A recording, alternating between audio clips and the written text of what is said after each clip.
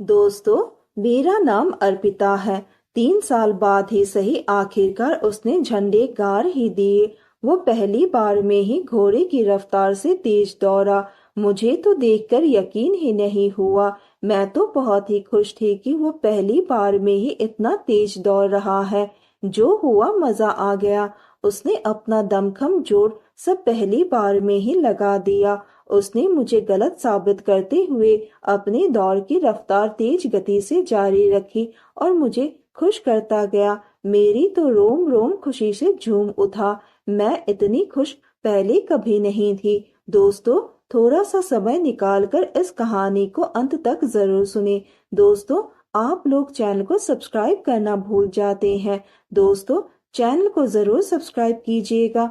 आपकी एक लाइक और सब्सक्राइब से बहुत ही मोटिवेशन मिलती है कि हम ऐसे ही कहानियां आप सबके समक्ष प्रस्तुत कर पाए।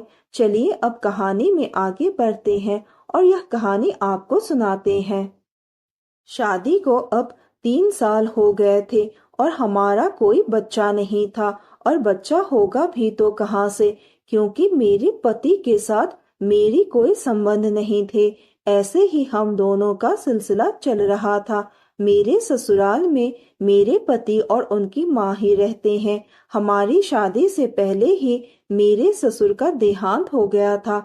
ऐसे ही जिंदगी बीत रही थी। मैं देखने में बहुत ही खूबसूरत थी, जवान थी, लेकिन कहीं ना कहीं मेरी जवानी मुरझाई हुई थी। मैं पति के होते हुए भी अपने आप को अकेला महसूस करती थी। मन तो मेरा भी करता था कि मैं अपने पति से 2-4 प्यार भरी बातें करूं, उनके साथ घूमने जाऊं, लेकिन वो सब तो मेरी जिंदगी का एक ख्वाब बनकर रह गया। शादी से पहले मैं बहुत ही चुलबुली थी, बातूनी थी। मेरे तो पैर ही घर में नहीं दिखते थे। मुझे तो अपनी सहेलियों के साथ घूमना फिरना बहुत ही अच्छा लगता था। मैं अपने कॉलेज के दिनों में बहुत मस्ती किया करती थी। वो दिन जब याद आते हैं तो मैं अपने आप ही मुस्कुरा लेती हूँ। और आज के दिन मेरे पास सब कुछ होते हुए भी मैं मुस्कुरा नहीं सकती थी। कॉलेज खत्म होने के बाद मेरी एक एक कर सभी सहेलियों की शादी हो गई। मेरी भी शादी रोहन से हो गई। जब वो मुझे देखने आए थे तो मुझे वो पहली बार में ही बहुत पसंद आ गए थे। वो बहुत ही शांत बैठा हुआ था। वो किसी से भी बात नहीं कर रहा था। मुझे उस वक्त ऐसा लगा कि ठीक ही है, मेरे होने वाले पति थोड़ा शांत स्वभाव के हैं। जब मैं पहली बार शादी करके ससुराल आई, तब से आज तक 3 साल हो गए हैं। मेरे पति ने आज तक मुझसे बात नहीं की और ना ही हम दोनों में कोई संबंध बना है। अब सभी लोग घर पे कहने लगे कि अर्पिता, खुशखबरी कब सुनाओगे। अब मैं अपने घर वालों से क्या कहूँ कि मेरे साथ क्या हो रहा है।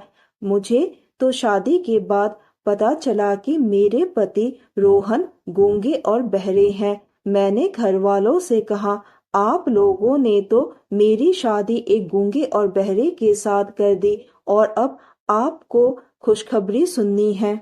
एक दिन बारिश हो रही थी और मुझे पुरानी बातें याद आ गई थी। शादी से पहले जब मैं घर पर थी और जब बारिश होती थी तो मैं बारिश में भीग कर नाचा करती थी। और आज भी मेरा मन कर रहा था कि मैं फिर से एक बार बारिश में भीग कर नाचूं। और मैं अपने आप को रोक नहीं पाई और बारिश में भीग कर नाचने लगी। अपने दुख को भुलाकर अपने आप में ही खुश होने लगी। तभी मेरे पति रोहन बैल्कनी में खड़े होकर मुझे देखने लगे और वो भी अपने आप को रोक नहीं पाए और वो मेरे साथ डांस करने लगे। थोड़ी देर बाद उन्होंने कहा, अर्पिता, अब अंदर चलो, नहीं तो तुम्हें सर्दी जुकाम हो जाएगी। मैं रोहन के मुंह से उनकी आवाज सुनकर सन्न रह गई कि रोहन बोल सकते हैं। मैंने कहा, रोहन, आप बोल सकते हो, यानी कि आप गूंगे नहीं हो। रोहन ने कुछ नहीं कहा। रात को जब मैं सोने गई तो तब मैंने रोहन से पूछा, अगर आप गूंगे नहीं हो तो 3 साल से मुझसे बात क्यों नहीं कर रहे थे। तब रोहन ने अपनी कहानी मुझे सुनाई। उन्होंने कहा, ना ही मैं गूंगा हूँ और ना ही मैं बहरा हूँ। दरअसल जब मैं कॉलेज में था तो मुझे एक लड़की से प्यार हो गया था। हम दोनों अपने रिलेशन को लेकर बहुत ही सीरियस थे, और जब मुझे बेंगलोर में नौकरी मिला और मैं बेंगलोर चला गया तो हम दोनों अक्सर फोन पर ही बात कर लेते थे।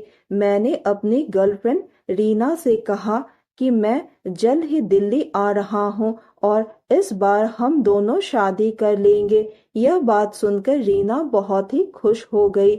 मैंने प्लान बनाया कि मैं रीना को सरप्राइज दूंगा और उसे बिना बताए ही मैं दिल्ली आ गया। जब मैं दिल्ली आया और रीना से मिलने उसके घर जाने वाला था, तभी मेरा एक दोस्त आया और उसने कहा कि तुम कहाँ जाने की तैयारी कर रहे हो। तो मैंने कहा, और कहाँ यार, वहीं जा रहा हूँ, रीना के पास, रीना को सरप्राइज देने। तब मेरे दोस्त ने कहा, रोहन, तुम्हें वाकई में पता नहीं या तुम मजाक कर रहे हो। रीना तो शादी करके लंदन चली गई है। मैंने कहा, तुम क्या बकवास कर रहे हो। तुम्हें पता है ना, तुम मेरी रीना के बारे में बात कर रहे हो।